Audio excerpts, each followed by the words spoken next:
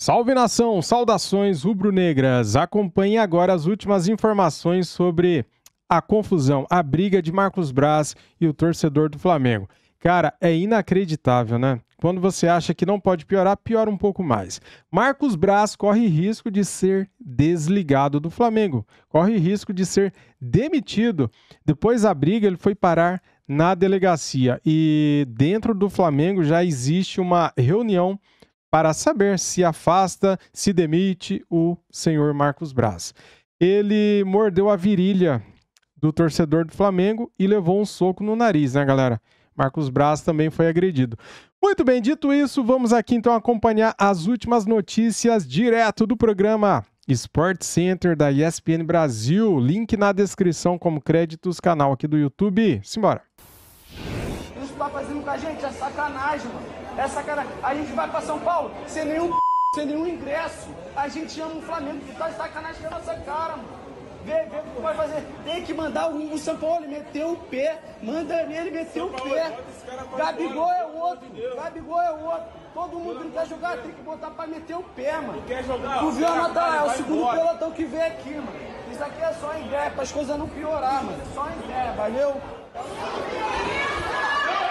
Absurdo, covardia. Torcedor sozinho, sendo agredido. Absurdo, cara. Dá pra aceitar isso, não. Notícia do dia nesta, hoje, terça-feira, com a situação do Flamengo, Marcos Braz. Pior é que eu tive que olhar realmente para a Marcela para ela validar. Nesta terça-feira, isso. Obrigado, Marcela. Vamos lá, a delegacia policial na Barra da Tijuca com os detalhes do Cícero Melo, trazendo as novidades. O Marcos Braz ainda está por aí. Mais uma vez é contigo, Cícero. Pois não, Felipe, continuamos aqui na porta da 16ª Delegacia Policial, aqui na Barra da Tijuca. Para quem conhece o Rio, na Barrinha.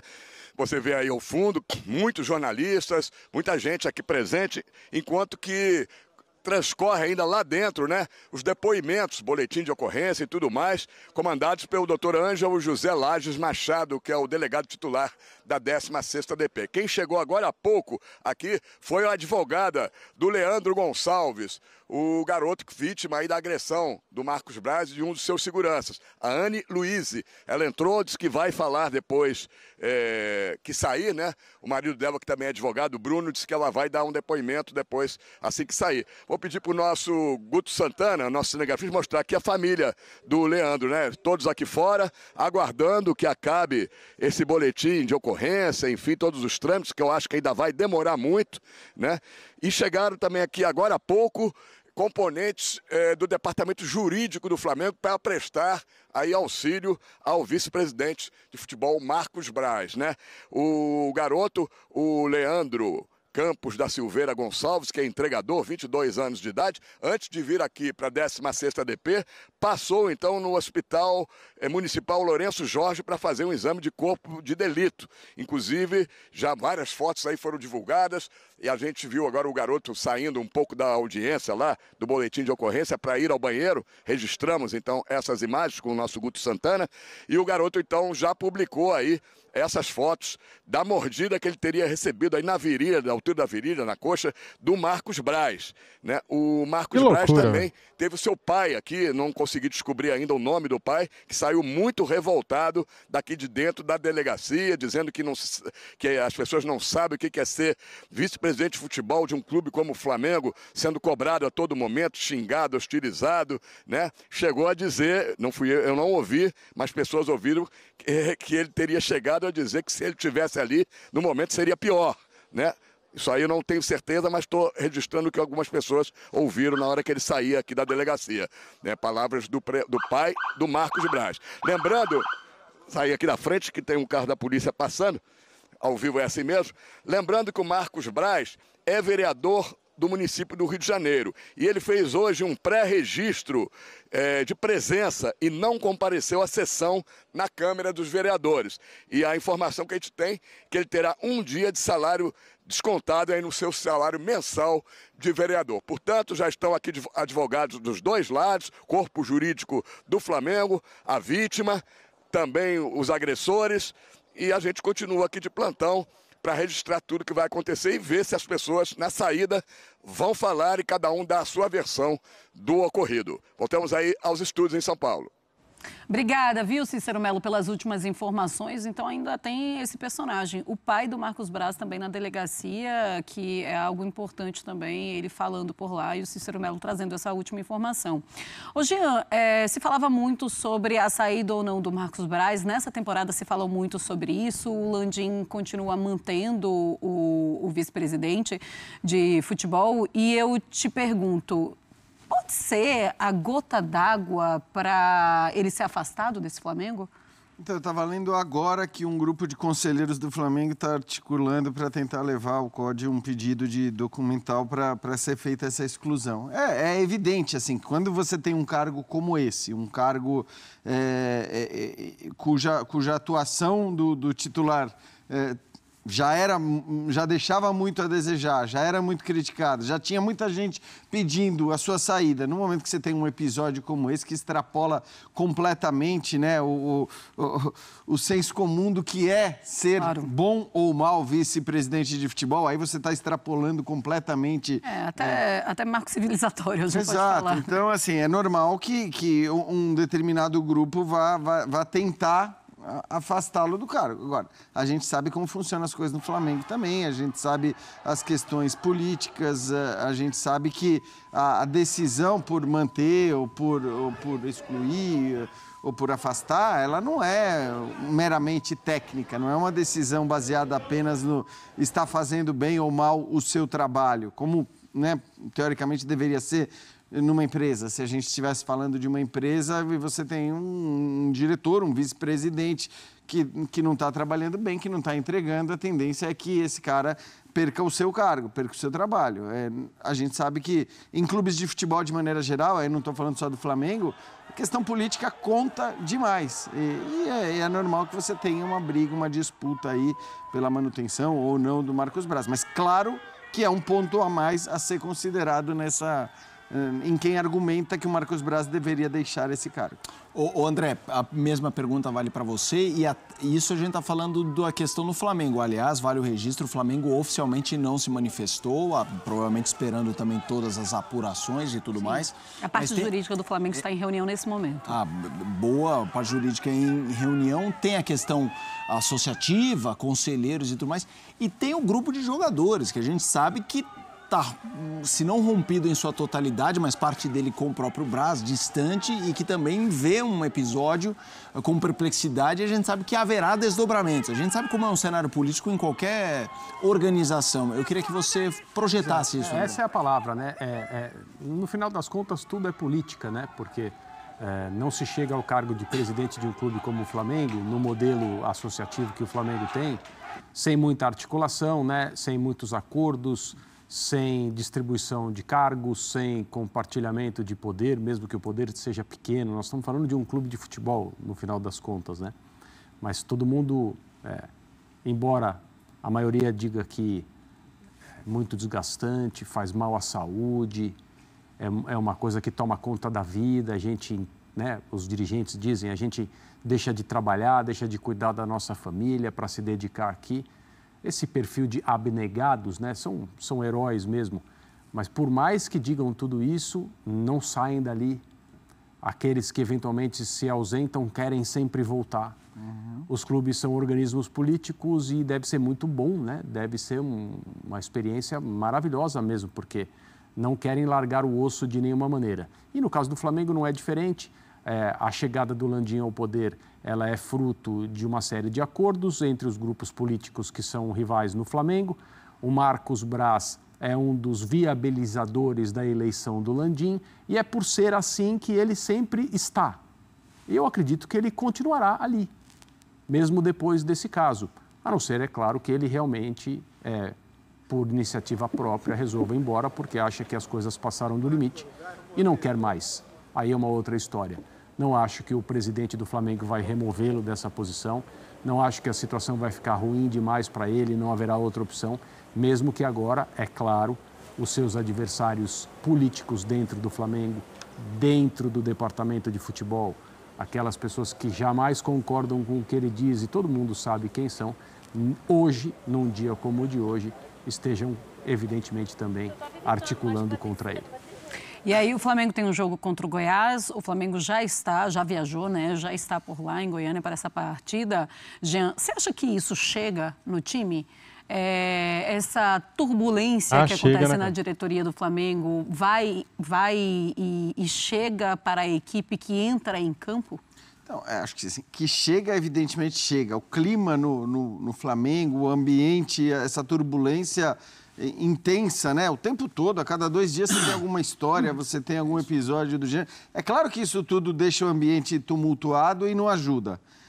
Agora, tentar olhar para esse episódio e de alguma maneira afirmar que a gente vai ter um reflexo dentro de campo, ainda mais no jogo contra o Goiás, sinceramente, nesse momento, pelas chances mínimas que o Flamengo tem de conquistar o Campeonato Brasileiro, acho que vai importar muito pouco às vésperas de uma final de Copa do Brasil, na qual o Flamengo ainda tem chances, né? Porque é uma loucura, tem muita gente que olha para a final da Copa do Brasil e já considera que o negócio está resolvido, tamanha é a crise no Flamengo. Só que a gente está falando do melhor elenco do futebol brasileiro, daquele clube que tem os jogadores mais técnicos, que precisa ganhar o jogo por 1 gol de diferença para levar para as penalidades ou por 2 gols de diferença para ser campeão. Então, assim, esse ambiente todo, essa turbulência toda, faz com que se olhe para o Flamengo com essa pouca crença, até na possibilidade de virada de uma final.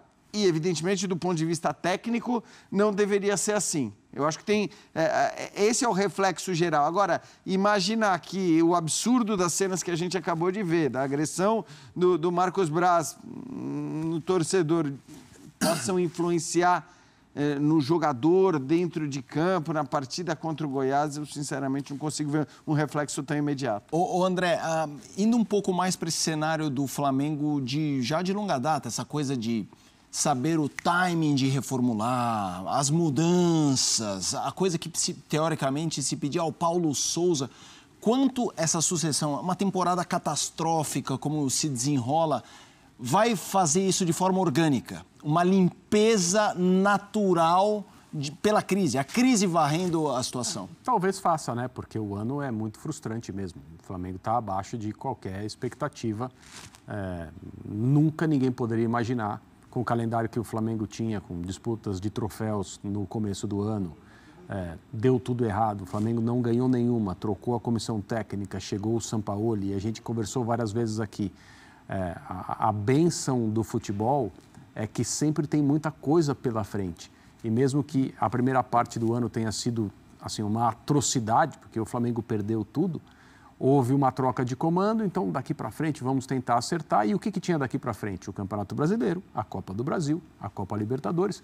Imaginando que o Flamengo, como candidato sempre, ganharia uma coisa ou outra, ou 2 dessas competições, o ano talvez se encerrasse de uma forma muito mais compatível com o que é o Flamengo e os seus objetivos. Mas deu tudo errado de novo, continuou dando errado, né?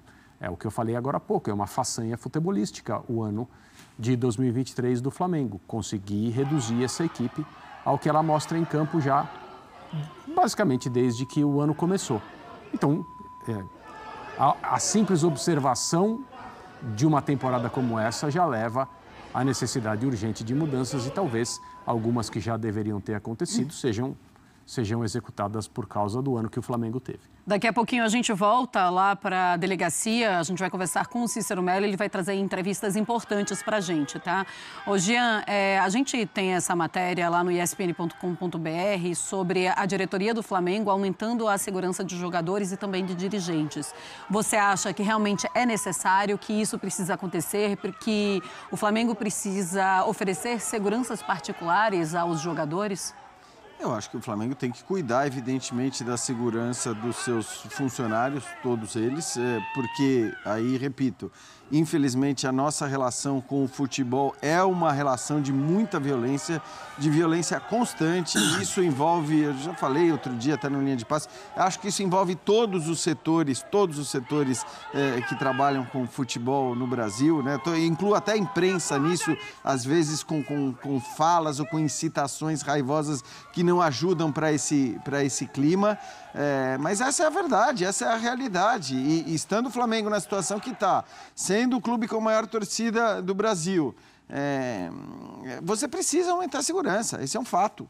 E precisa se resguardar o máximo possível, se você não tiver condições de lidar com as cobranças ainda que indevidas que você sabe que serão feitas, né? Como aconteceu agora no caso do Marcos Braz. Então, assim, evitar ao máximo esse contato enquanto for possível, se você não tiver condições de lidar com esse contato com o público, e sim, cuidar da segurança, sobretudo, né? Quando os jogadores estiverem trabalhando, quando a comissão técnica estiver trabalhando, quando os dirigentes estiverem trabalhando, você precisa se preocupar com isso. Esse acho que é um fato meio que indiscutível.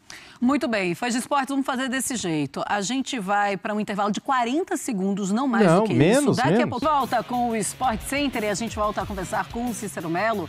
Ele vai trazer agora a entrevista da advogada do torcedor que diz ter sido agredido pelo Marcos Braz em um shopping lá na Barra da Tijuca. Cícero, você conversou agora há pouco com a advogada. Nos conte, nos mostre a entrevista.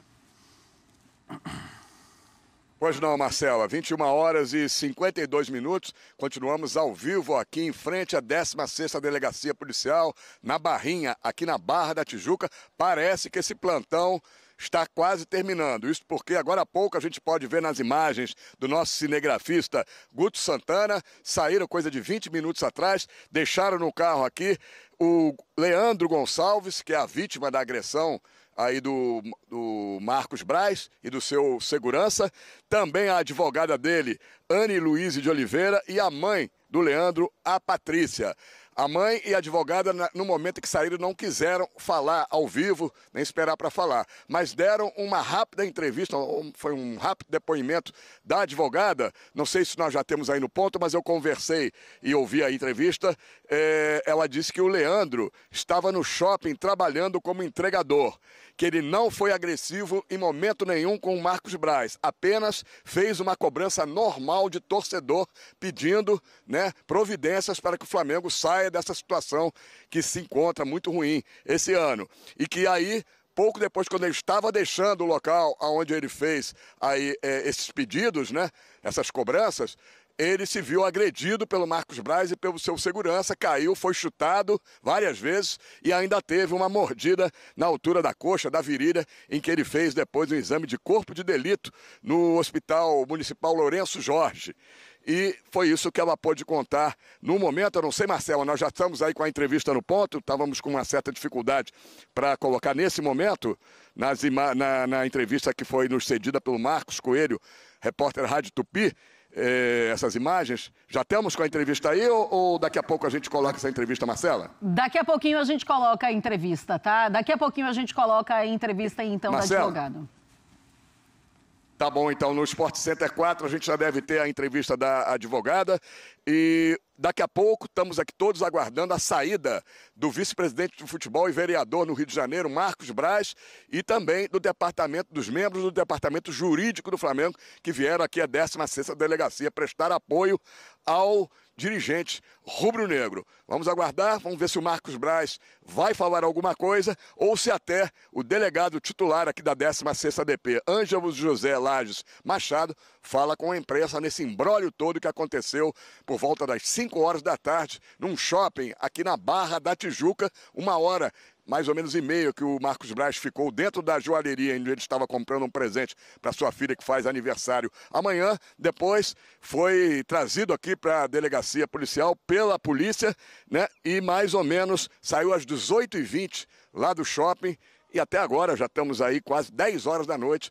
Tudo isso acontecendo, boletim de ocorrência, depoimento de todos os envolvidos nesta situação. A qualquer momento a gente volta ou no Sport Center 4 com mais novidades aqui da porta da 16ª Delegacia Policial na Barra da Tijuca. Marcela.